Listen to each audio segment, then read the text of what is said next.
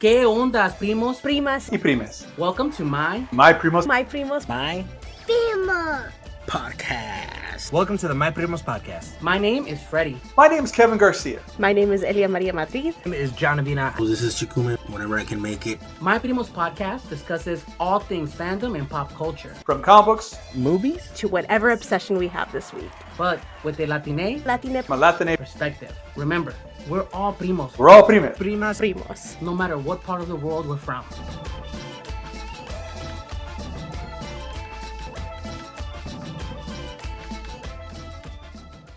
¿Qué onda, primos, primes, y primas? Welcome to My Primos Podcast. Although currently the only regular primo is me. But Kevin Garcia here. I don't like being alone as I talk a lot. And when I am by myself, I argue. And the thing about talking to yourself is it's not bad. Arguing with yourself is a little bit worrying. It's when you lose those arguments.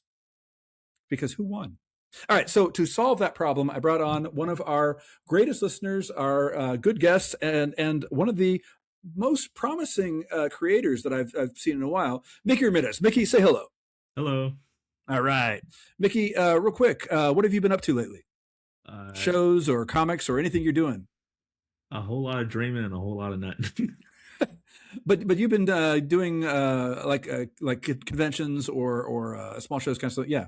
Pretty much conventions, trying to push in as much inventory as I can, city to city, and then working on long-awaited sequels to books we've talked about in the past. Yeah. When you are an indie creator, it's all about the grind, both the making of it and the putting it out. Of course. As I've done a little bit of that myself, I keep thinking we need somebody who is a master of this craft to talk to. And on that note, we have a guest. Dan Price, creator of Bigfoot Knows Karate, which I still maintain is one of the best names I've ever heard for a comic, as well as Condom Man, I believe, which I... Latex Avenger. Latex Avenger, thank you. Sorry, Yeah, I was no like, that's not worries. right. That name's not correct. Latex Avenger. But Dan, say hello to the group, Dan. Hey group, how y'all doing tonight? Thanks so much for having me on. Good to see you, Kevin, as always. Mickey, pleasure to meet you. Dan, could you tell our listeners, I mean, you've been on our show before, but could you real quick recap how long you've been in comics and like kind of like briefly what that journey's been like for you? Sure, yeah, a little bio, all that. Yeah, short. Yeah. Yeah. Well, the So comic bio, anyway. I got into comics young, and I got into making comics. My intro was in 1993, year, during the time the Image was forming. That I did some work for a company called Space City Comics out of Houston. They had their own studio in the back of a comic book store. Excuse me. And so they had, and I got started there, doing erasures, filling in the blacks on pages, things like that. Just the, grunt work, just learning. And did some coloring with like Dr. Martin's inks. I mean, this is old school. And then eventually when I went to college, they said, okay, you can do your own book. And I said, that's awesome. So I started working on my first thing, and then the studio shut down maybe about 4 months into that. So I didn't do my first comic until I was 30. And that was with Latex Avenger. And Latex Avenger, he has a sidekick spermicidal foam lad. And together they repel crime 99.9% of the time. And it was... Which is honestly a good record. Yeah. I mean, it's not... That's a good selling point. That's what I'm talking about. I used to give out condoms at my table at conventions with my logo on them. That was like my giveaway. Some people put out candy or whatever. That's what I did. Anyway, I had my website on hold there. on a second. As I think about putting that with your logo on there, it's like you've been intimately connected with a lot of your fans, I guess. It'd be funny in the Absolutely. future, a fan comes to your table and like, hey, I'm here and your product didn't work. Right. Yeah, well, I didn't charge for it, and I did have a little sign that says use at your own risk. So, but I did have people come to me on a Friday and grab one, thank me on a Saturday. So I always thought that was pretty cool. Those long convention weekends can be pretty exciting. Absolutely. So anyway, But I did Latex Avenger, did about 7 issues of Latex Avenger, and then with my originally by myself, and then with another cat named Bon Adami. And Bon was amazing. And then we worked together on a thing called Masters of the Obvious, which was a sci-fi space parody. You had characters like Dr. Biclops, he has 2 eyes. The Visible Woman, you can't miss her. There was like a turtle called LeBron the Snapping Turtle. Don't make him snap. You wouldn't like him if he snaps. And he'd get real Fair big, enough. and he had like a voice like Barry White. He was awesome. And it was a fun book. You know, it was a fun book. We did that for Hound Comics, and that rolled into doing a thing for the Stan Lee Foundation and POW Entertainment. So we did this thing called Excelsior, The Uphill Adventures of a Boy Named Stanley. And it supposed Stan Lee as a little kid in the neighborhood getting picked on by the neighborhood bully named Galakowitz and his skater buddy named Harold. And so, yeah, you get That's it. right. Okay, how have I not read that yet? That just sounds... It was a web comic. I can send you a link if you want to check it out. I think it's all please online. Please do. That sounds pretty good. I'll send you a link. It's available. I got to find it. It's on an old Wix site of mine somewhere, but I used to have that site active, and it was like the house. As long as it's not GeoCities. Say no. But my email's AOL. Anyway, so no. But but anyway. So I had a website for Latex Avenger, Masters of the Obvious, and Excelsior. So I'll find that link. It's somewhere in my Wix, and I'll send that to you guys so you can check it out. Well, I just love that you started I say started, you weren't able to get your own book for a bit, but when you started, I guess, learning, this is toward the end of the black and white boom of the 80s and in the height of the collector's boom of the 90s. Right. The reason that popped in my head is specifically because you said they had a studio in the back of the comic book store. And I feel like just about every indie book of the 80s was started in the back of a comic book store somewhere. Right on. And then the 90s is when people were really pushing for it, but again, that's why they had the kind of an implosion there. I guess kind of fortuitously, by the time you did come out with the Latex Avenger, there was becoming friendly to indie market again, at least somewhat so. Yeah, this was 2007. So when I did Latex Avenger, right? So, and that was interesting because I didn't know anything really. And, I did that stuff back in the day, but I was getting started with a whole new thing. And I had never used a computer to color or letter or anything like that. And, and this was at the beginnings of my graphic design career. You know what I mean? So I was learning a lot. Now I'm been doing this since then, and I'm creative director for an agency, but you know what I mean? But then I do everything in Illustrator now. I draw in Illustrator. That's how I work. But I've been learning Illustrator myself. It's become kind of addicting to the idea that you can draw a line and then just fix it. You don't have to just be, redo and you're like, wait a minute, I can just fix it. I used to draw a lot when I was a teenager, and then as I haven't done that in the past 20 years, and I'm like, I need to relearn. I'm like, I'll just teach myself digitally since I have nothing to compare. No, it's not the same. Even it's just so different drawing digitally. Really?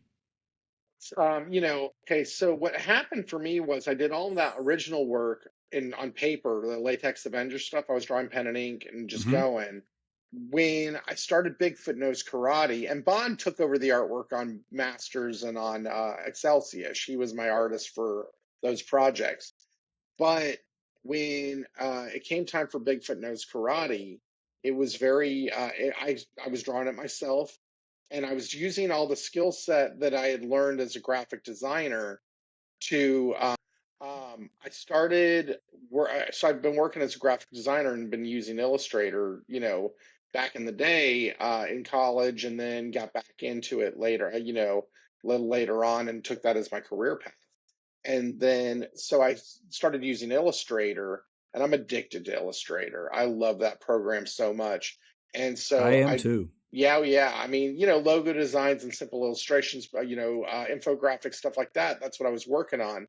But then when I started doing Bigfoot Knows Karate, I just straight up draw it in the Illustrator. Okay, and I use Which honestly, I've heard some people say not to do that because they like they say you have better, the soft pencil stuff that you might have in Photoshop or Procreate or something. Sure. But with Illustrator, you can do hard, thick lines or soft ones, but you can also, again, adjust it later. Yeah. And and so I don't use a mouse, I don't use a stylus. I draw with my fingertip. Okay, and I draw Nice. directly on my really? screen of my You laptop. brave man. Yeah, my hand has a little bit of a shake when you're using a stylus. So I just finger right to the screen and go.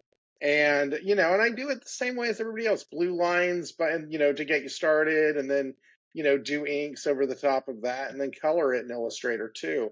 And so I use a mouse in that process, and I use a mouse a bit in the drawing process too. But I draw in Illustrator, I color in Illustrator, I take it to Photoshop and do whatever effects needs that need to happen to the page. Back to Illustrator to letter it, and then pagination happens in InDesign. So yeah, I will say my hand also shakes with the stylus. Sure.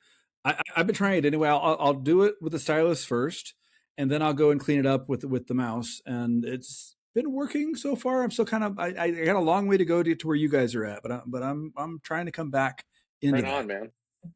I'm like the opposite. I just do everything in one go with the steady hand. I'm actually still Sure. wearing my drawing glove right now.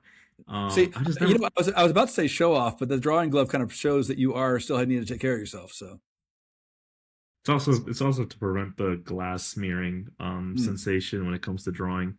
But hearing a mouse cleanup for artwork is something I've never heard in my life, so that's interesting to hear about. If you ever work with vector graphics like Illustrator, like we're talking about, that's where you can just go in and move the nodes around with the mouse afterwards, or delete some. The Bezier points. Yeah. Yeah, exactly. I see. Yeah, I think that's a feature on Clip Studio, but I've never been able to find it. It has a vector function on Clip Studio. Yeah. I was just telling somebody earlier, I use Adobe all the time, which we are not sponsored, but if they want to, we'll take it. But the main reason I use it is not because I love Adobe. It's because I teach an Adobe-based class. Sure. So I have to be familiar with the programs before I teach. So that's the main reason I stick with it. All right, so Dan, let's talk about Bigfoot. Since you're talking about that, you moved into Bigfoot Knows Karate. You were doing the art and the writing yourself. Well, I have a co-writer. Before we get into the making, I do have a co-writer. That's right. Sorry, no worries. I just want to make sure that got to get the love to Casey Allen. He's incredible. Sorry to interrupt you. Yeah, Kevin. Look at me overlooking the writers. That's what I do. Of all three of us here, I'm the one who cares the least about writers. Yeah, because all three of us are writers, but and I think Mickey, you've also worked with a co-writer before too. But but I'm the only one who's never tried drawing his own book to publish. So, but before we get into the making of Bigfoot, premise us. What is Bigfoot Knows Karate? I love, again, the good titles are the titles that tell you what they are immediately and get your attention. This does both. But what is the world of Bigfoot Knows Karate? Sure. Bigfoot Knows Karate is the tale of a gentle yet deadly cryptid warrior. He is being hunted down by a nefarious cabal for mysterious means, and in the first issue, he's forced to do battle with Cthulhu. But he's not even Cthulhu; it's Kung Fu Thulu, and he's out for blood. We liken the book to Godzilla versus Kong meets Kill Bill with a twist of Stranger Things, and we do mean a combination. Twist. Yeah, it's like Well, I kind of look. I paid for a movie ticket for that. Hell yeah, dude! Hell yeah, Seriously. that's awesome. I look at it like the Reese's peanut butter cup theory. It's like chocolate and peanut butter. It's awesome, right? You mix them together and it's so good. Bigfoot, karate, to me, it just seemed like this weird, crazy, natural thing that I could, play with and have fun with. And, it started off initially in 2014 was the initial idea. And it was a comedy to set in the Latex Avenger universe. And man, let me tell you, it was terrible. It was just not good, and I shelved it. I said, I just like the title. And I pinned that to my pin board over here, and it stayed there for a long time. And it was, I came back to it in 2017 and started doing sketches on Instagram, and it started looking like this cat over here. Where's something? Give me an example. Literally everything behind you. Yeah, everything behind me. Yeah, no, this is my all my artwork that people have sent and, stuff like that. And so anyway, yeah, he had this like, warrior expression, you know what I mean? And these gaunt eyes. And it was like, and if you were like the only kind and the only one of your kind, the only one of your species, and nobody knew you and nobody knew you existed or nobody cared, what would that do to you? What would that do to your psyche, your soul? What would that do to you? And by the way, you're like 10 foot tall, covered in fur and no karate, and no martial arts. So it's like, Story of my life. yeah, exactly. Right. Yeah. So I've been, so that was kind of like the impetus of how this thing really formed into what it is now. I was just doodling the character and, putting it up on Instagram, and it was getting a little bit of a, people were getting into a little bit of a buzz. And Casey was saying to me, Casey Allen, my co-writer on the series, is like, dude, you shit or get off the pot, dude. Like, do something with this, please. And so, that got me really working on the story, but it could not be like the trite martial arts revenge flick. You know what I mean? It had to be something different. I mean, if you know, I want to pause that for a second. You said that sure. your original thought of it was kind of like a parody almost, but it didn't feel right. When I'm jumping ahead to having read the first issue before, and it is very, it's got a very serious tone, not like a self-serious, but like internally serious tone. Yeah. Like he means it. And I like the idea of, like, oh, it can't just be a regular revenge flick. Yeah, a regular revenge flick starring karate using Bigfoot fighting Cthulhu. So, yeah. But anyway, so you said it couldn't be regular. Couldn't be, because he doesn't have anything. He doesn't know anyone. Nobody loves him. Nobody, you know what I mean?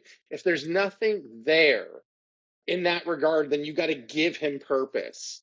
Okay. And you got, and so we have this Bigfoot who remembers nothing. And, and comes in, and there's this big twist at the end of the story. You have the Cthulhu, something happens in the fight, amazing things happen. And then there's this twist at the end that is, that takes us really into the direction we want to go. Into issue 2, where he's gone from being where nobody knows him and he can't remember anything to this being captured. And, what's worse, to be where nobody cares about you, or there's enemies at every turn in your incarceration. And, and we've brought in so many cool characters into the book. There's Mothman, who's a seer through time and space, but he's blind. There's, and then there's like, there's minotaurs, and, there's the chupacabra with a shotgun. Yeah. Who's just absolutely, been turned into one of my favorite characters. We've talked about him quite a bit, you and I, and, he's turned into one of my very favorite characters in the series.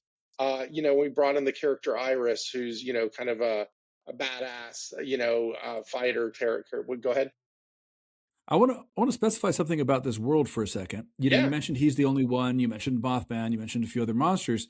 Part of the idea that he's the only one is kind of the key to this universe, because you have, Bigfoot legends all over the world, or things that are kind of related to, Bigfoot legends. But could you explain the logistics of how that works for this universe? Well, I'm not going to get too much into it because there's so much we want to explore. But not into the weeds, but just the basis. No. Yeah. So there are Bigfoot legends in every culture.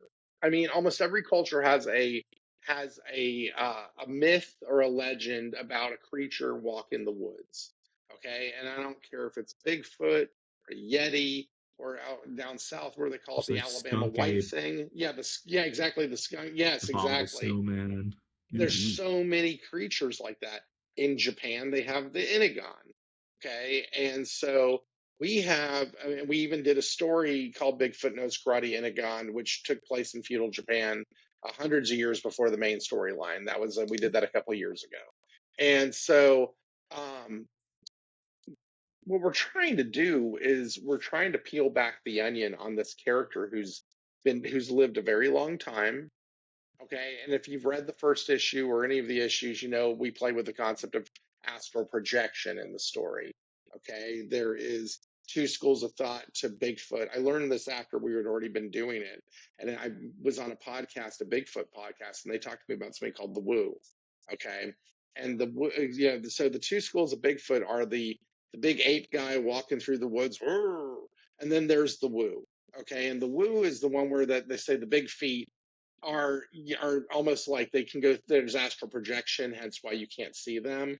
And I learned about the astral projection watching a documentary when I was first getting into the research on this stuff. And it was like, oh, we're bringing that in. You know what I mean? But I didn't know what the hell it was called. Woo. I learned a lot from those guys. They really schooled me on some stuff, which was really cool. But, so with that being said, it's a dense story that we can get into, okay? Because there's so many directions we can take the character. If it's the same guy through all these years, walking through the woods of different parts of the world, building legends in different regions and cultures, you know what I'm saying? But it's the same dude. It's just our guy, walking the world. And with that being said, we can tell a story in feudal Japan, or we can tell a story like this one where in Homebrewed Zero, when we did, there's a better picture of it. There we go. So yeah, in Homebrewed Zero, where we did a story where it takes place during the First World War. Okay.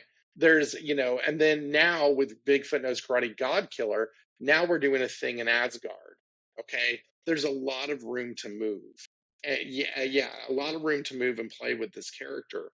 And we've got some really cool stuff laid out for you guys coming down the pipe for sure. So yeah, anyway. Well, so actually, Mickey, I want to turn this to you for a quick second because you are a monster guy. I feel like a lot of my friends recently are monster guys, and you also like action comics and movies. What's give me your early take on Bigfoot Knows Karate? Well, like how I feel about it just by reading it. Yeah, like what do you think of it? I think it's like it kind of, the title just sells itself in my opinion, but Right. like yeah, but for me, I feel like the way I got it was it's like a love letter to a bunch of multiple things, not just cryptozoology, but a lot of like specific artists and stuff like that. Like from what I got, I'm not sure if you've ever been a fan, but what I got was like very early hints of like Genny Tartakovsky from Samurai Jack and Primal. I also got a lot of the 90s show Gargoyles, a lot from there. Okay. I got a lot of like everything I love out of exploitation action movies and Saturday morning cartoons at the same time. Nice. So it just really went up my alley. And also you were mentioning all the characters, and I was like, how could you forget to mention Bunny? Like that's my favorite character. Oh, I haven't gotten there yet. I haven't talked about the bunny yet. Bunny is like the best character. He's awesome. He really is. I love that bunny. Okay, funny story about the bunny. Didn't mean for that to rhyme. That originally in the first 8 pages of issue 1 are truly a proof of concept. That was me saying to Casey, this is how it's going to work. Okay, because what I did was when we got together and he was throwing out great ideas, I said, just co-write this with me, man. He was going to edit it. And I said, just co-write this with me. I do dick and fart joke comics, dude. This is a big, wide scope story. I need all the big guns I can get, and Casey's a big gun. He's awesome. So the 8 pages were a proof of concept. And when I was initially writing the script for those 8 pages, the bunny was lunch. Okay. I mean, that was the initial idea, was the bunny was just going to get eaten like by page 3. And then I had a change of heart and I said, no, that's not who this character is, because the character is very introspective. Okay. The character is very philosophical, and he had, and as I thought through it more, he's very empathetic, very much a roots for the underdog, and if that's the kind of character that he is, then he would save that bunny from, an attacking, other animal. And that's how it kind of kicked off the concept of hunter prey in that first issue, where the hunter becomes the prey and the prey becomes the hunter, multiple different ways through that first story, setting up where we get to with the whole paramilitary crazy shit with the with the guy with the tentacles and all that stuff. So it gets weird. But I promise you, we're going somewhere cool. I don't know how far y'all have read into the series, but it goes from this very minute little moment in a forest, and then it's blowing up into this giant cataclysmic thing. So it's pretty cool in that regard. What's up, man? I was going to say, we talked about that little quiet moment in the forest. Mickey was talking about, the primal and gargoyles. Sure. But in that first book, for some reason, I was thinking of like Kung Fu, like the TV show, Yeah, things like like with those. with carradine. Yeah, with Carradine, which Yeah. retrospectively not great, but Right. it had that idea at the time of this quiet person that has this inner power as they're just sitting there, kind of almost meditating. Well, I guess meditating, yeah. But either way, I like it right now when you said trust us, we're going somewhere cool. I just would love to meet an indie creator, somebody sometime that's like, trust us, it's gonna suck later. We're aiming for it to suck later. Yeah. No. Yeah. This But is gonna no, take a but see, nosedive, y'all. Sorry. but the thing is, yours, I know, it's one of those things, proven track record. Like, you've done the stuff, it's going to keep getting better as it goes, right? So, is there that desire to make it bigger and, well, not just better, but bigger and better every issue, every Well, appearance, rather? I think no, actually, I think for this arc that we're doing, yes, it's going to get big. I mean, it's going to get real big. However, the next And you start thing, with Cthulhu. yeah, we start with Cthulhu, and it's Some, the some real next balls thing. for that one. Say what? Hey, so you got some balls for that one. Hey, Start you know out what? with the best Start with the villains they giant do. one. Yeah, go big, and he's two-fisted, two-footed fury, man. You got to go big with this guy. So, Ooh, I love that tagline.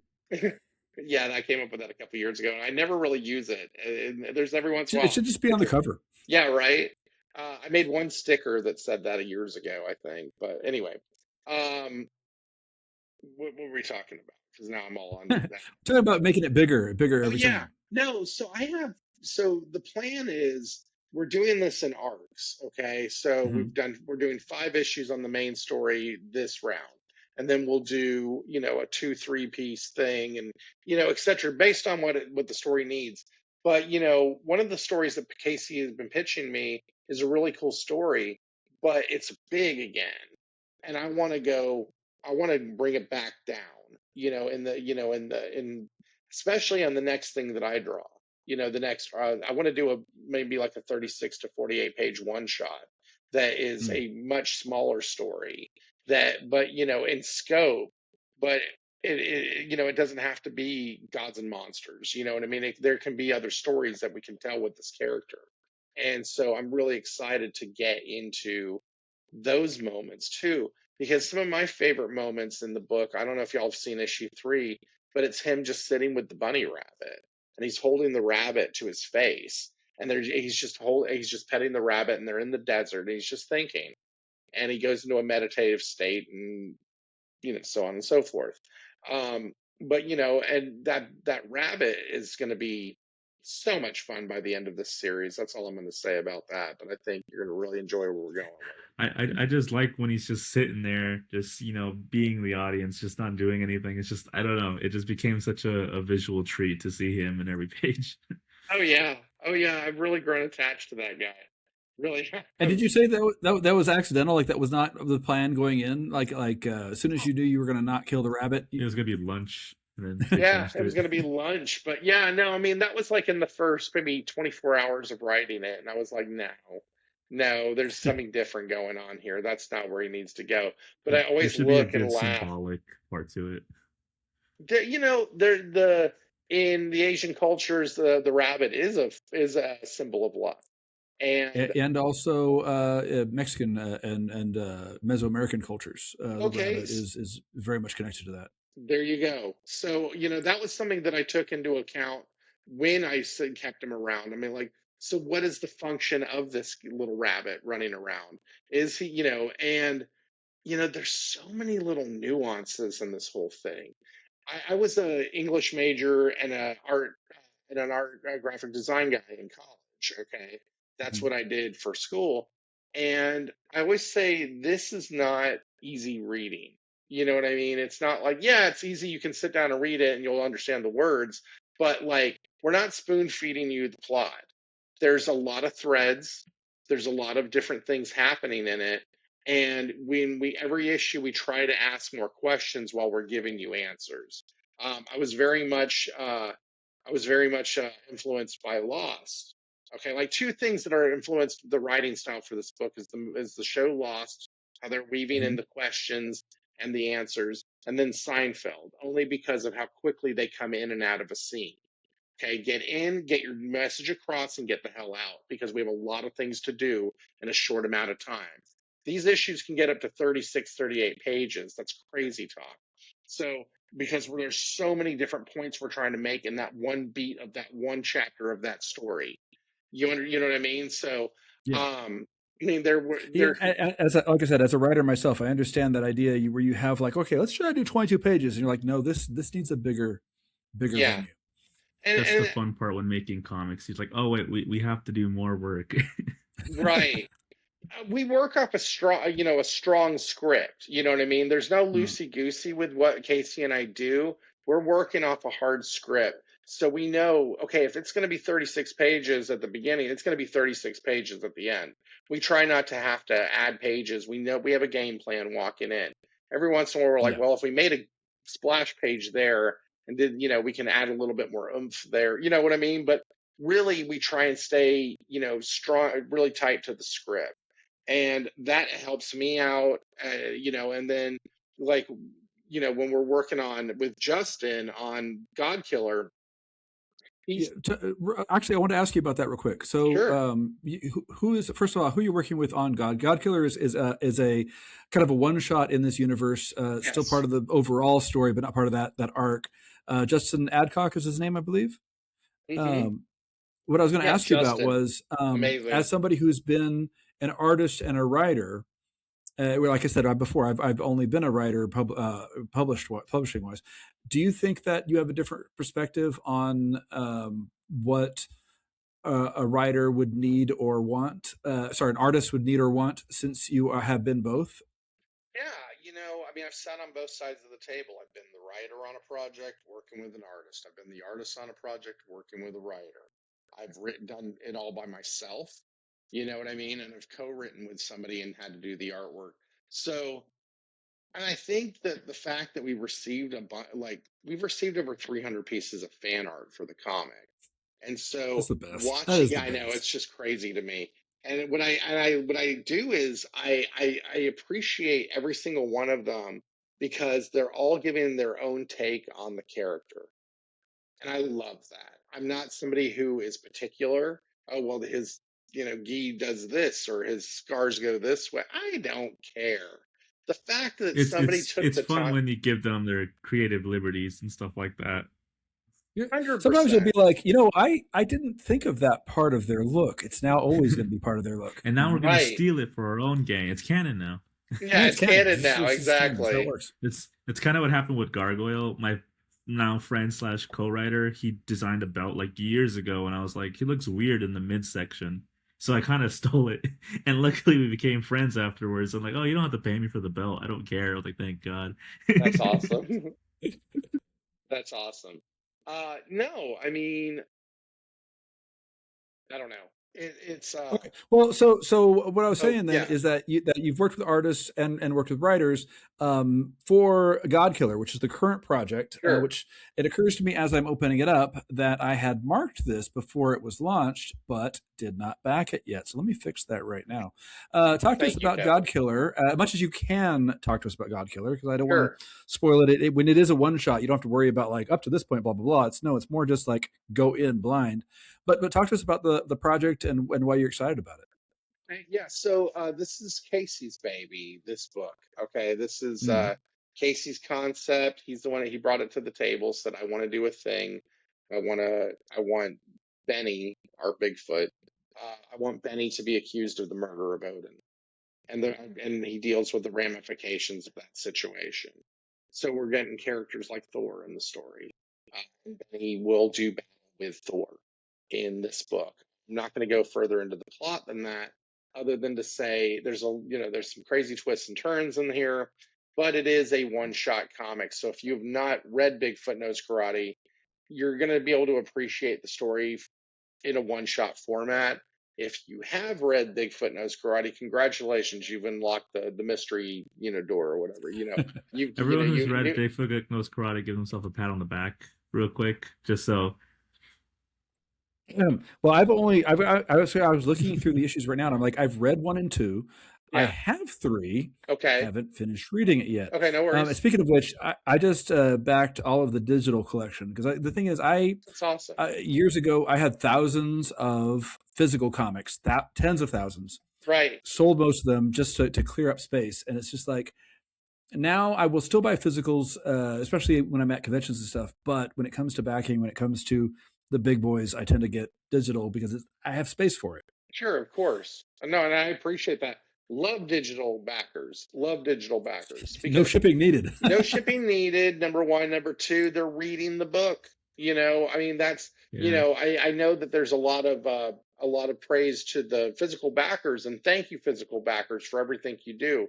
You guys are the ones who get the stretch goals, so rock on.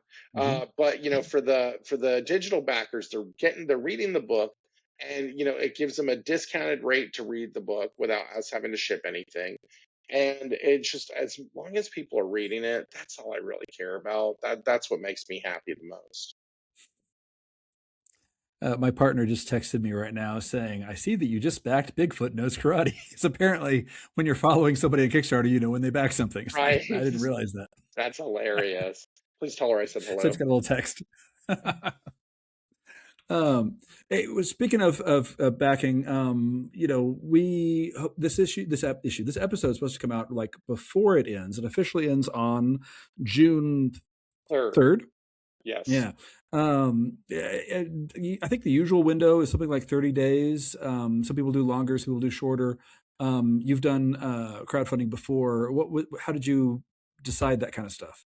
So I've always done 30 days. I've been a strict 30 days guy for every campaign I've done up to this one.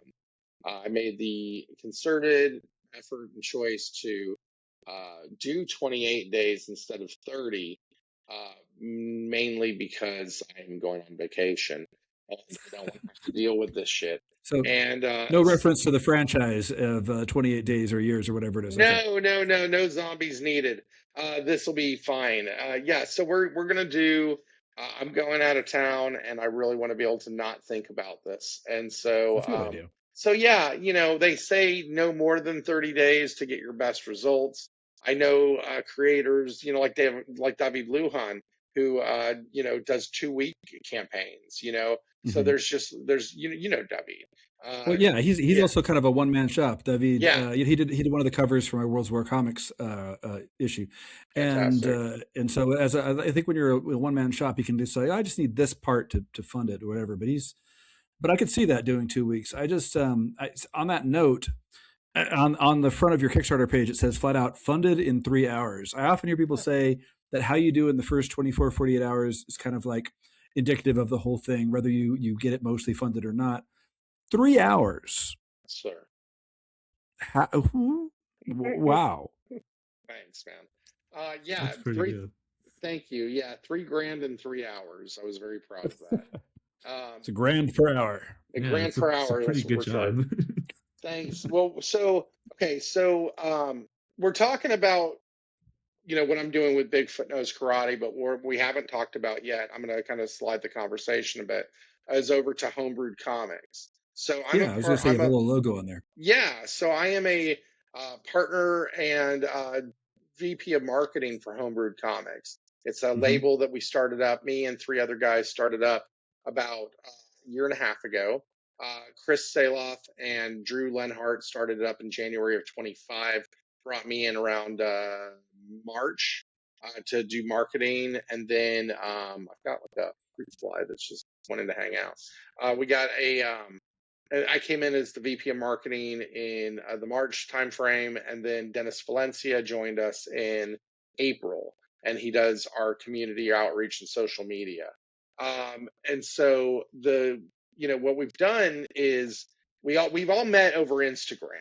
Okay, that's how we met, starting during the pandemic, and we become friends. Those 3 guys were a part of a collective together, and it was we worked, we would show each other scripts, or we show each other pages or whatever. Chris and I tested out a live launch party. He had done live launch parties before me. Okay. I stole it from him for my first campaign, which was Well, yeah, if it works, steal it. Come on. And I want to ask you about that kind of stuff in a minute, but continue first. yeah, no. So what I did with the first campaign was the live launch party that I'm giving Chris Saloff the credit for that. What we did was we promoted the you're always dropping seeds, breadcrumbs, whatever in your feed on Instagram or whatever social media you use, and you're doing that weeks, months in advance. I do months in advance, start dropping little seeds of the book out, a panel here, a sketch there, things like that.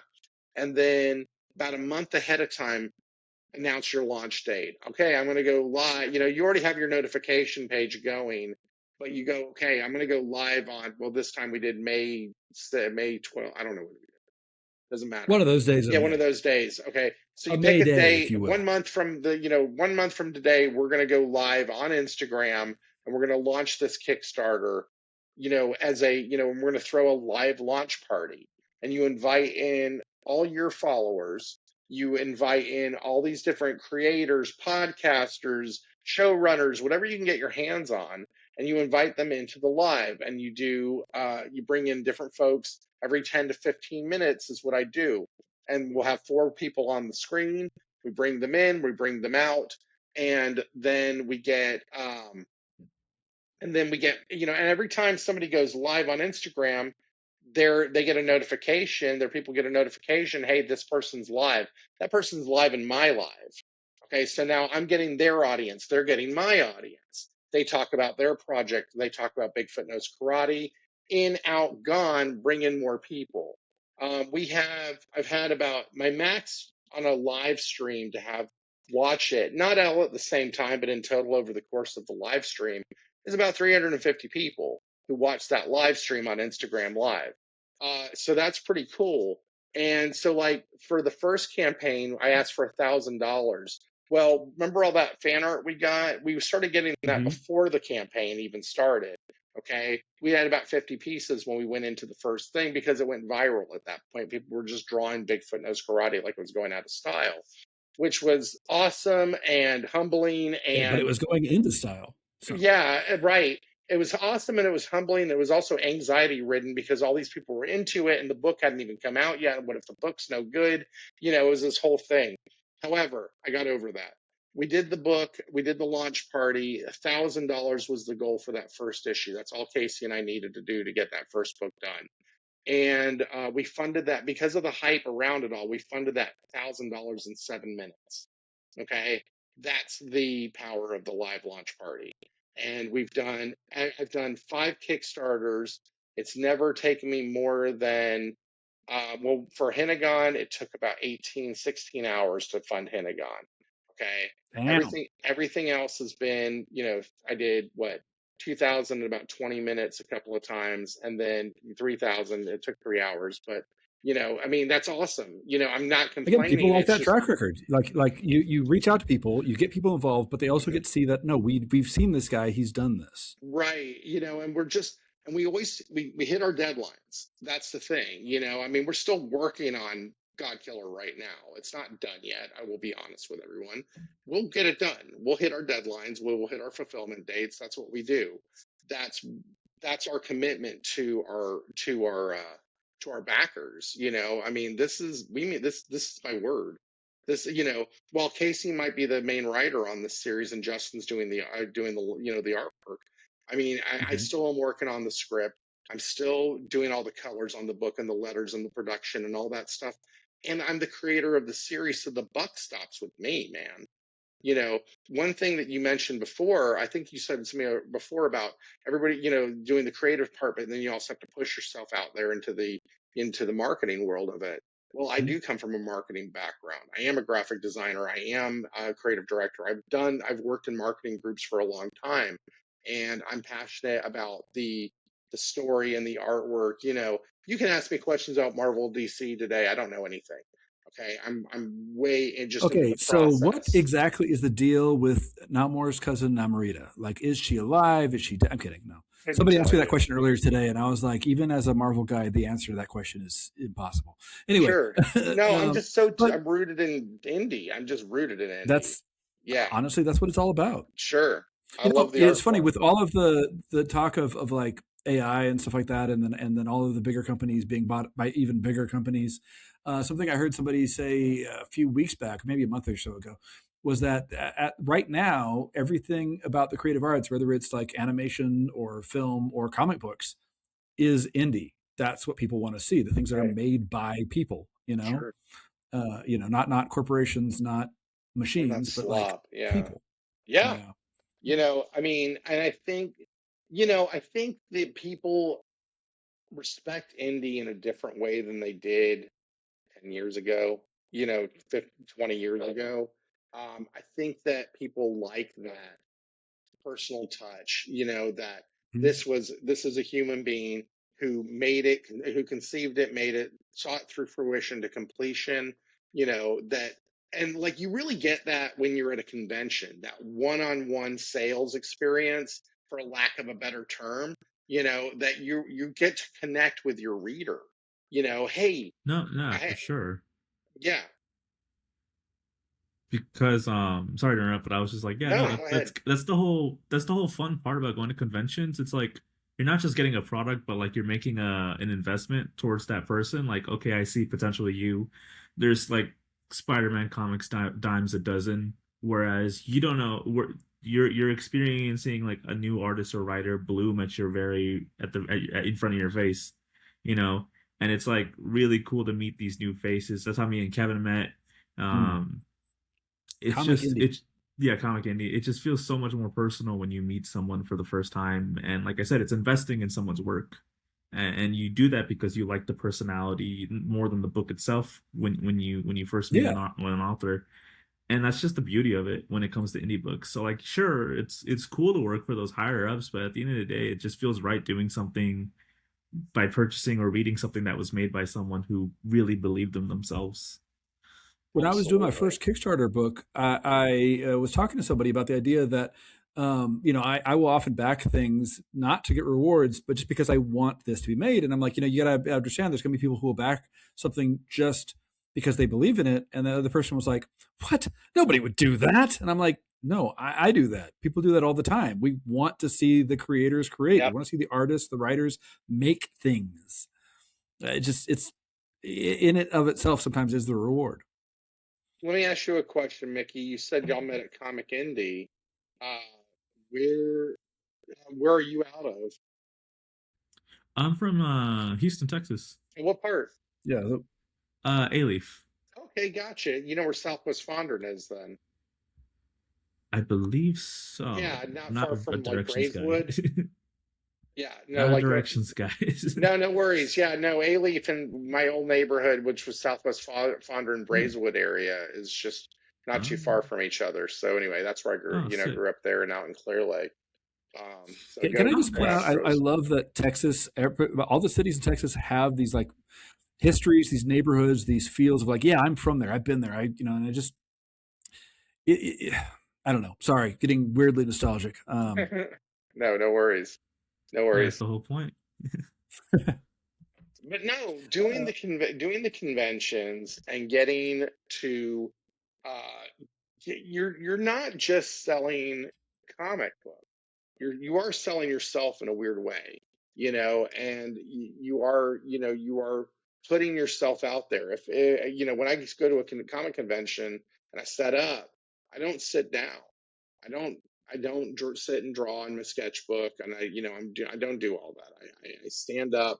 I'm there to sell comics, and it's just that's what I'm there to do. And I'm not knocking anybody who sits down and draws. I mean, there's a lot of great people who are making good money doing that.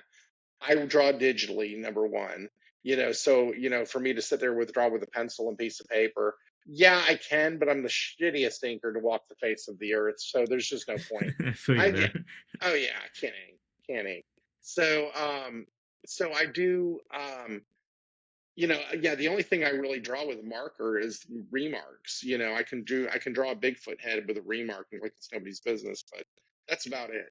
Um, so yeah, but getting that one-on-one experience with the reader, getting to explain your book, do your elevator pitch. Hey, I like your shirt. You got a Bigfoot shirt. Come over here. Let me show you something. And have that conversation with them. Now it's like you go to events and stuff, and people are like, "Hey, there you are." It came. Do you have the new issue of Bigfoot Knows Karate? Yeah, I do. And you get to know them. I mean, I was at Austin Books and Comics for Free Comic Day this year, and that was badass. Had a great time. And my dog came over, while I get a lot of Hey, good dog. hello dogs. While I get a lot of new readers at that event, which was fantastic. I was super excited about that.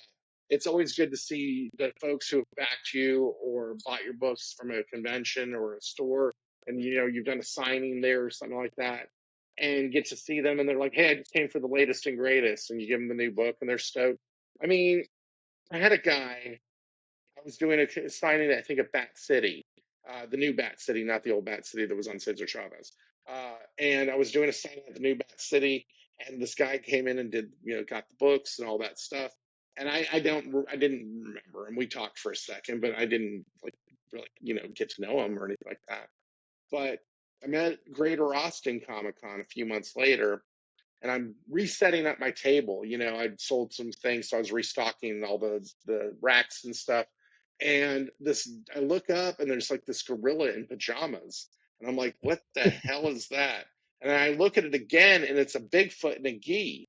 And I'm like, "Oh my God, I've seen that's for photos me." of this guy. Yeah, dude, he cosplayed. And he's like, "Do you remember me?" I'm like, "No, you're wearing a mask." And he's like, "No." He took his mask off, and he goes, "Hey, I was at the Bat City sign." I'm like, "Oh, that's awesome, dude." And so he's cosplayed a couple of times at different conventions, just That's showing up in the beautiful. gear. And I mean, that was the coolest thing ever. I mean, you've been to Casa in San Antonio, right? Yeah. You've done that show.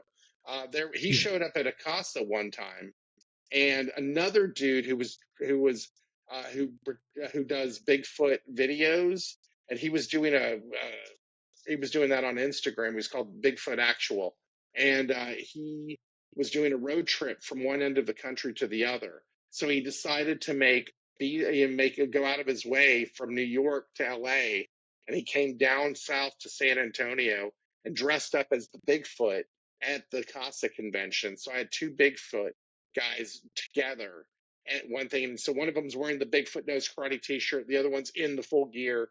And I was like, this is the coolest shit ever. I mean, who gets that? I was just excited to see fan art when I was working on my last project, and I got fan art before I even had it out, and it was so cool. It's so cool. Cosplayers, though, that's so cool. Man. It's all so cool, man. I mean, I don't know. I went from a book about a dude wearing a rubber on his head, where everybody rolled their eyes at me anytime I, "Hey, you want to read my rubber comic?" To now everybody's like, "What?" And it's like, and I'm not trying to be braggadocious. It's just this weird situation that's happened.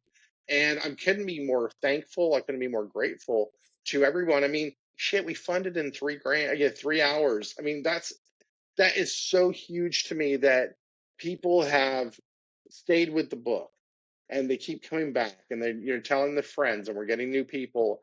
And it's like, I don't look at this as like my baby. This is a comic book.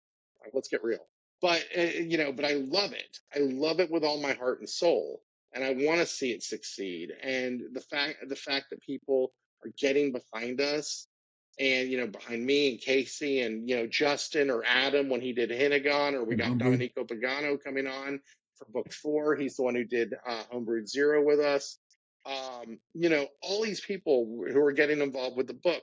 I mean, my God, we've had so many amazing artists come from fan art to cover artists and things like that. I mean, Andy Bloor, Luis Thomas. I can't even go down the list of Alegria. So many amazing artists that who've come around and just got into this with us, and I could not be more thankful.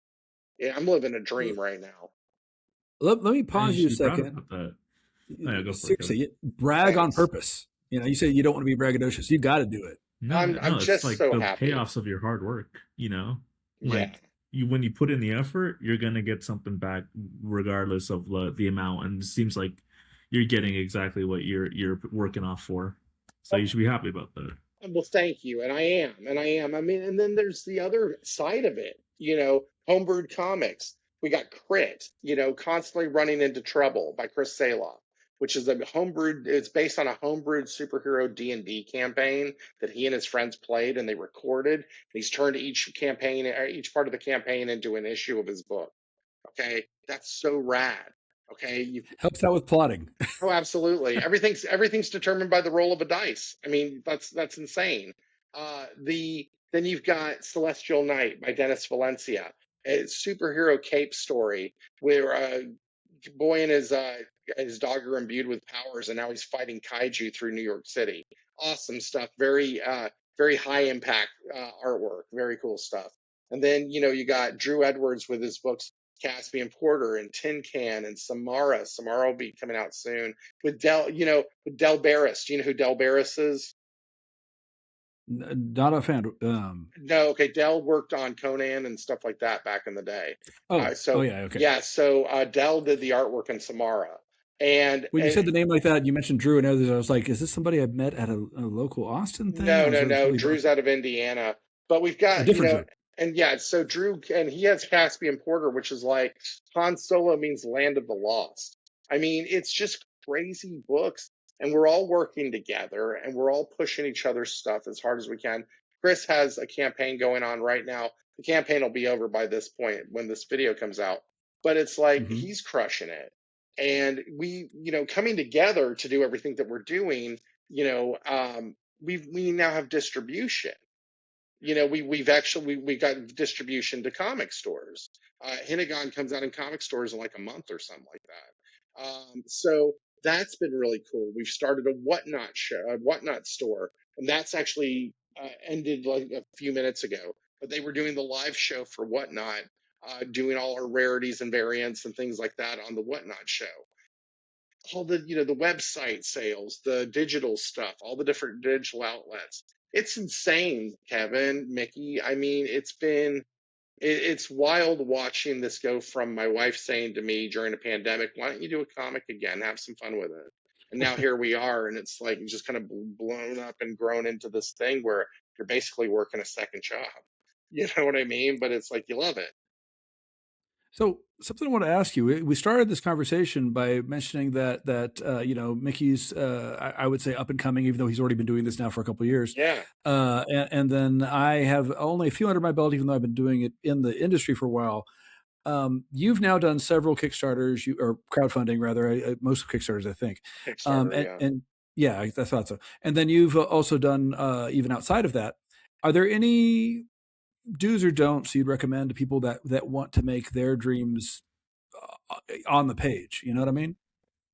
I mean, look, watch your money. Like number one, pay your people. Hold on, let's do this backwards. Watch your money, yes, but pay your people. Okay, that's like such a huge thing for me. Even though a lot of the people who have come to me as fan artists, I hired them to do covers. You know what I mean? And I make sure they're getting a good rate for based on the work. Pages, same thing. Casey and I, whatever. Everybody's getting paid. I'm not getting paid, but they're getting paid. Yeah, everything I make gets rolled back. But that's the joy of it, Yeah. But I want to make sure that everybody's getting paid. That's so important to me because as a graphic designer, an artist, and all the other things I've done in my career, had to do that. But I have always resented when people say, hey, can you do this for me? If you do it for free, it'll look good in your portfolio. It's crazy, dude. I mean, I've actually, in the project I've been working on right now, I had a few artists offer for free to say, hey, can I just draw your character and send it to you? And I'm like, wait, look, I'm still in the planning process. I will pay you. Like, no, I'm sending it to you. And I'm like, this is a fully rendered drawing. I'm paying you. Like, no. Listen, today's world, artists need paid. So like for this, while I'm in the planning process and everything, I haven't even told nobody about this publicly at that point. And I was like, yes, it is like, we need to make sure the arts are being funded however they can be. Even if it's a small amount, we need something. Sure. I mean, look. Yeah, I agree. Absolutely. The other thing I wanted to say, though, I kind of want to wrap up the main discussion here, and that is, if you had one thing you wanted to say to like get people on the fence to come over and back and become part of the the world of the two-footed fighter. What would you tell them? Look, if you like action adventure, you like psychological thriller, this is a cool book for you. If you like twists and turns and you don't need it just kind of spelled out for you, this is not a Saved by the Bell episode. We're not just handing you the story. We're going to make you work for it. If you want to do, if you're ready for I'm just imagining Bigfoot going, time out. Listen, can I talk to you guys for a second to the audience? Yeah, exactly, right? With his giant phone. That's a good issue. Yeah. That'll be the max on this. Yeah, no, that'll be the out of continuity crossover we have with Zach Morris.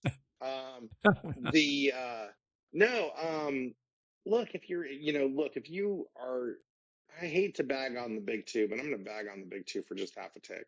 If you are tired of seeing characters that are 80 years old that have had their backs broken, they've been possessed, they've been killed, brought back to life, they've been cloned, they've been multiversed, it's just exhausting to me. It's just exhausting.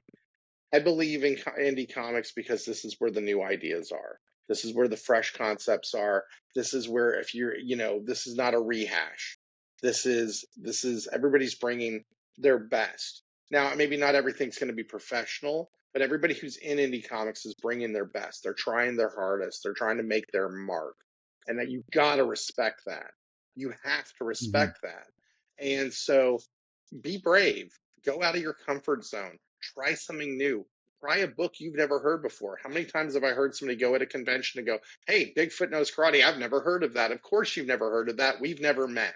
You know what I mean? You have not seen it at the comic store. That's so real. No, when you say that, sorry. The first time I got a banner for my table, and the first time I had that banner up, this guy walks up to my table, looks at the banner, looks at me, looks at the banner, looks at me, and he looks down and goes, I'm sorry. I've never heard of you. I was like, I don't think you would have. Yeah, no. That's fine. At Free Comic Book Day, some guy just told me, like, so is this all you do? And I was just like, what else were you expecting? It says writer, artist, animator. You want me to juggle in front of you? Okay. Watch me juggle these knives because you're not doing enough already, right? I'd go to that convention. Yeah, right. All right. Well, so I wanted to say that obviously I just became a backer. There is still some time to back. It is on Kickstarter. Bigfoot Knows Karate, God Killer. Although I just type in Bigfoot Knows Karate, it's going to take you right there. Right. Side topic though, before we close off the day, since we have a couple monster guys here, I wanted to ask you this.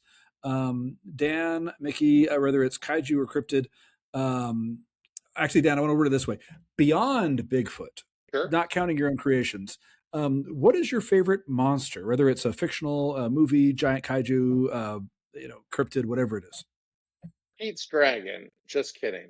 I mean, why not? I was gonna that's a really good pick. I was like, damn. I remember the cartoon from when I was a kid. I never saw the remake, but I remember the cartoon. Yeah, he's singing about Chad. I haven't watched the remake, but I will say it looks interesting because they're taking it seriously. But I might play. I might. What's the word? I might. Age yourself. No, I like the remake more than the classic. I think it's one of the few Disney remakes that actually does a better job. I don't think a lot of people gave it a chance. I think I should one of these days. Anyway, so what is the real answer, Dan? I like Kong a lot. I know that's a kind of simian thing like Bigfoot, but I like Kong a lot. I love the Mothman. I really do. Because of the Chupacabra in our book, I've gotten to really enjoy the myth of the Chupacabra a lot. I think that's pretty cool. The Alacanto, the Chilean cryptid, that's another one that's really cool. Which one is that? Alacanto? Mm-hmm. I may be pronouncing it wrong, but it's no, I'm sure it's a flying firebird. Kind of like like a phoenix, but not really. We actually did use them in book 2 of the series. But we made them electric. So made them made of electricity, did something a little different with them. But I don't know. I mean, look, and then just for pure terror monster like Pennywise is badass. Fair enough. Yeah. Mickey, I'm gonna turn it over to you. Favorite monster, whether we're talking Kaiju or Cryptid or whatever it is, what do you like? Okay, movie monster, it would probably be really obvious, but like mine is Godzilla. Like I'm just a huge Godzilla fan since I was a Got little a couple kid. kaiju guys here. It works out. It's just such an. I literally have like three toys behind me in my Nice. freaking desk. Yeah, no, it's just fantastic design. There's always something for everybody. It always felt right when watching. So it's definitely for movie wise, it would have to be Godzilla himself. Um, then in terms of like cryptid zoologies, I've been really, really fascinated by the Jersey Devil folklore. I feel Yeah. like that one's like A lot of the most stuff around with that underrated. guy. I'm always like I really want to make a Jersey Devil comic just because like I don't think it's been a subject that's really been touched a lot. It has not. Yeah, I was hoping Kevin Surprisingly, Smith would make one, but he's never made one. So That's true. guess it's my job. Guess it's a Texan job to make a Jersey movie. Somebody's got to Um, show Jersey how to do it. yeah. My biggest pet peeve with the Jersey Devil is that everyone gives them a goat face when they're based off of a horse in the myth. Even one of the earliest depictions has been a horse face, and I always get upset when people get it wrong. Yeah, I but don't think I've ever seen that, but that does sound interesting. That's different. That's my complaint. Sorry to interrupt. That's my complaint with the Manicore. The Manicore is supposed to have a human face, and everybody gives it a lion's face. And the funny part is in book 3 of Bigfoot Knows Karate, I gave him a lion face. So, but it looked cool. Part of the problem, honestly. sir. Part of the Yeah. problem. I know Part I'm of the part of the problem. But then we go into like mythology and stuff like Mhm. that. I've definitely been getting more Aztec and Meso inspired lately because one of my comics is Mega Yeah. Jaguar, and that's a kid who gets Aztec superpowers and he wrestles giant monsters in Mexico. It's like Ultraman meets Mucha Lucha. Good combination with the Yeah. Mako. Right. With the Macaulay. So I was getting more into like the gods like Tepeyato. I really like that. I forget the main god's name, but it's like an alter ego version of that said person. Tezcatlipoca. Tezcatlipoca. Yeah, I like that he's an alter ego version of that one. I was like, that would be really cool as a superpower, and that's where we got the whole Jaguar influence from. I forget the guy's name. I think it's Arizodal. It's like a little possum with a hand. Actually, I was going to get to that. You talk about my favorite mythology creature. Transfer to Kevin. Yeah, because we always talk about. I always hear people talking about kaiju, not kaiju. Yokai, yokai and kaiju. Those two terms have gone from being, common terms in Japanese to fringe terms in English to now they're fairly well known in English, which I think is kind of cool. But I like to point out, the Americas have their own yokai essentially, and one of my favorites is the Awizot, which is like basically like looks like a little furry dog or like a possum, Yeah. but it's got a long monkey tail, and at the end of that tail is a It's a hand. hand. Yeah, and as far as I'm concerned, that's a Pokemon. I mean, come on, that's right there. It's a Pokemon. I made sure to write one into the last last novel I wrote. And you then, added one too? yeah, well, I did the children's book, the Dragon League, and so what I did is I had all the creatures in that book are pre-Columbian, and when they get to that guy, they just adopt him because I was like, no, like the legends he pulls you down and drowns you, but like that's because you haven't fed him. If you feed him, he's not going to do that. You don't feed your dog; nice. it's going to go after you too. Go ahead. I was gonna say we plan on having him as a villain in Mega Jaguar, but we're taking a different route. Instead of doing make a like that, giant? we're like, no, we were gonna be like, what if it's like the Mitsopitalik of our universe? Oh wow. That's Just a little the little hand popping around. I can just see it. Yeah. Like, little mischief making, and it's like That could it's funny work. I like because the funny part of Mitsopitalik is that he's always messing with Superman, a guy who can make everything. Well, let's have a mess up with the big Ultraman character. Yeah. I just thought that would be a good concept like for that. kids to learn about Aztec and Meso mythology. Well, that's already my my favorite mythology creature right now. Anyway, in terms of kaiju giant monster movies, it's funny when I tell people that my favorite, when I tell people like he's got Godzilla in the camera. When I tell people that my favorite superhero is Namor, and they're like, "Well, what's his best story?" And I'm like, "Well, it's the potential." Like I like the elements of the story. There just hasn't been like this is the story to read. And for kaiju, I'm going to say the same thing. Are you guys familiar with Pulgasori? Pulgasori. Wait, neither of you? What Okay, country is that from? once I start describing it, you'll know what I'm talking about. But basically, there was this really great. There was a director of monster movies in Japan, but the leader of Korea wanted to make movies, so he kidnapped the director and his wife for like 5 years or so, and forced him to make movies in North Korea. Oh my goodness. And they made one giant monster movie called Pulgasori, which, interestingly enough, is set in the ancient past where a dictator needs to be overthrown by the people because he's abusing his power. And clearly they didn't see the subtext.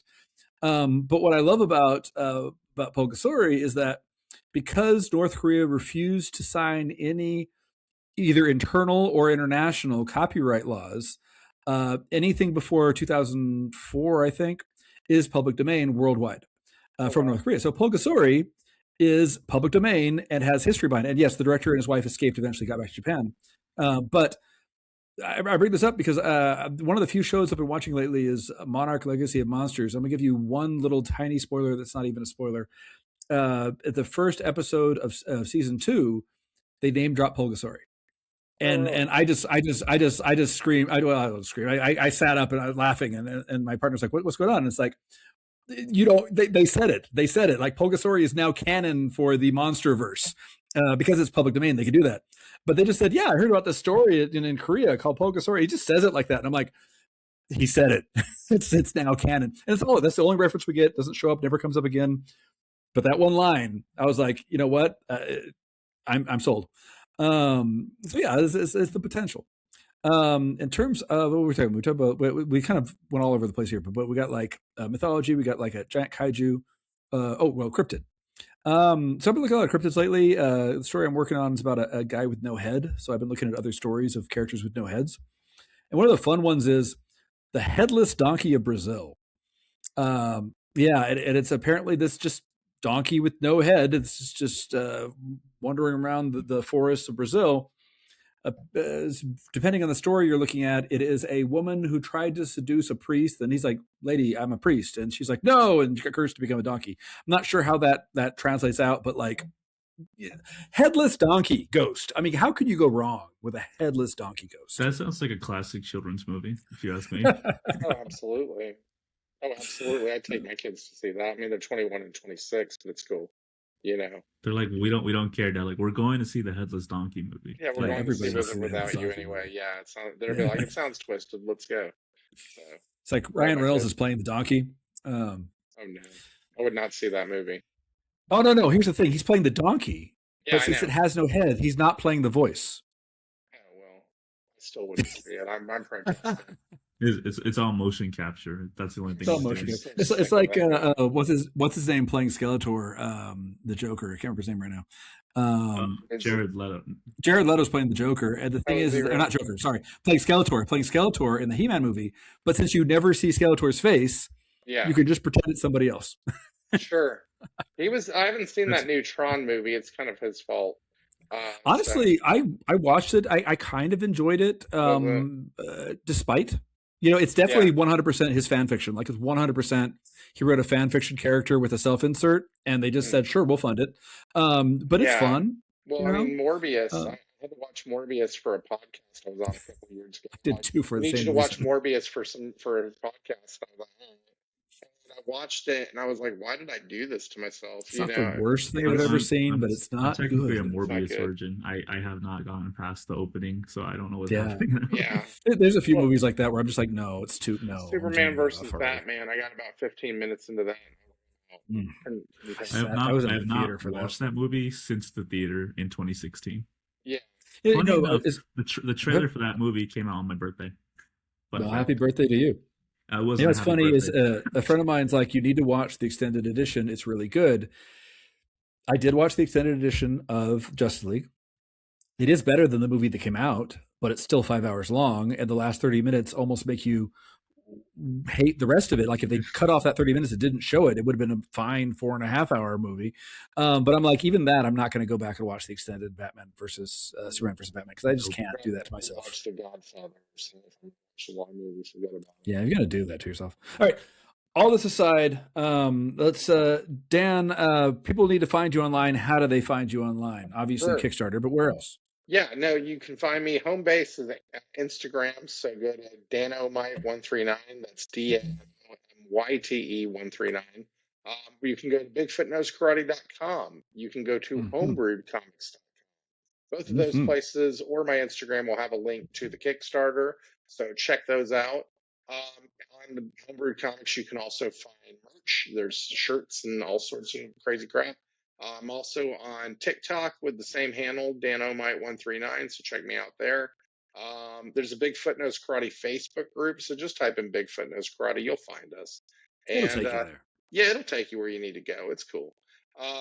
So, and if you get lost and just don't know where to go, just go to Google, type in Bigfoot Knows Karate, you'll find me. Yeah.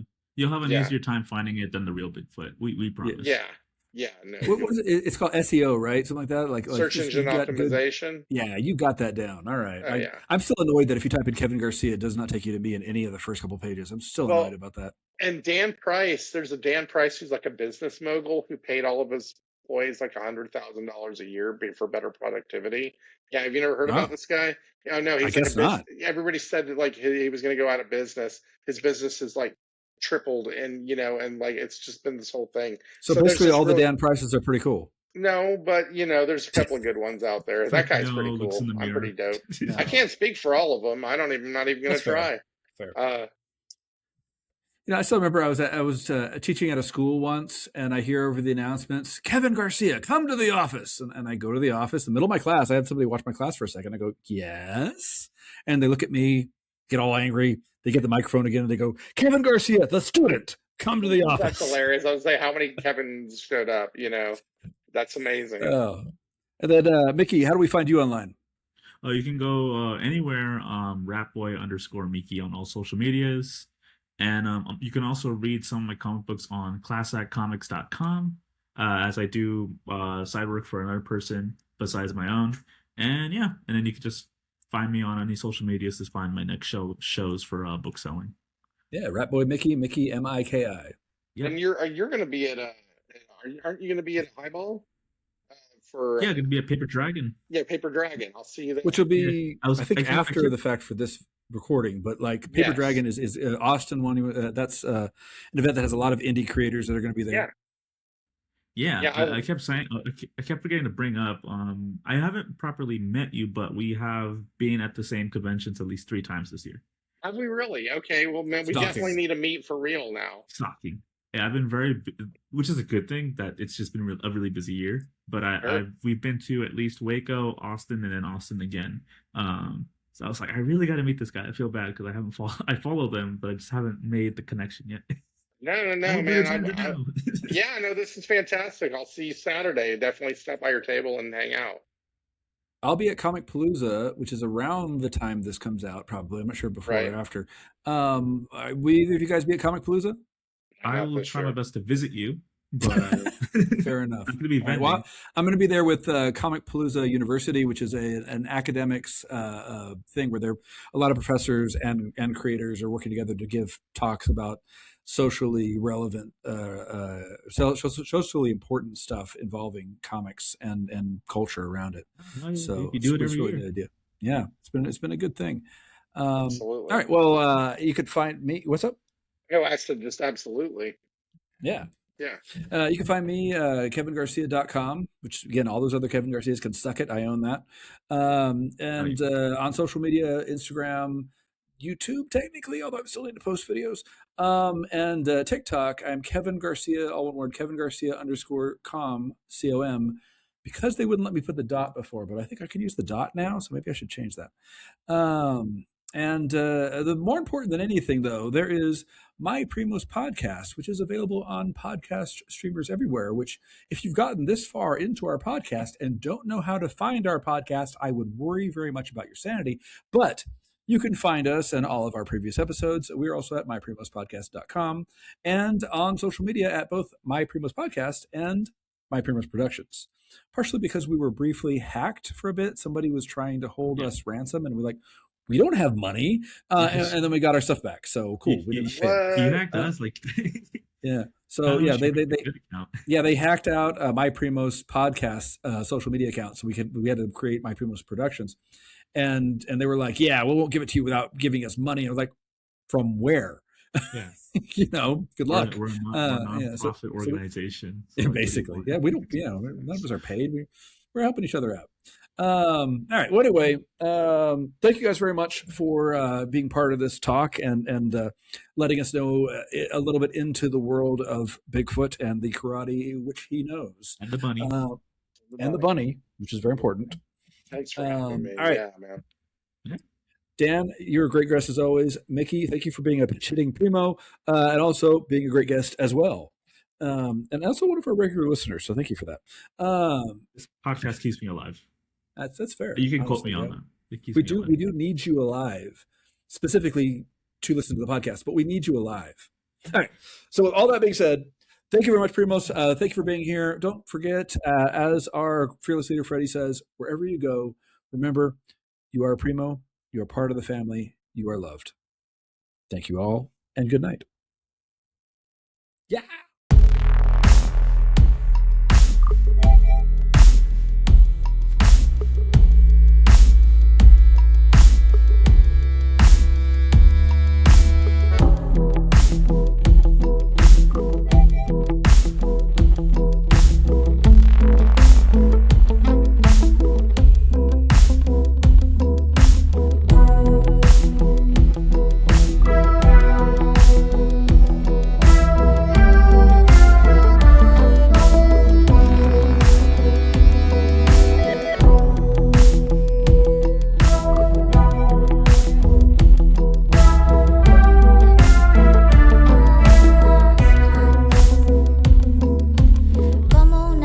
Entre espinar salta mi amor.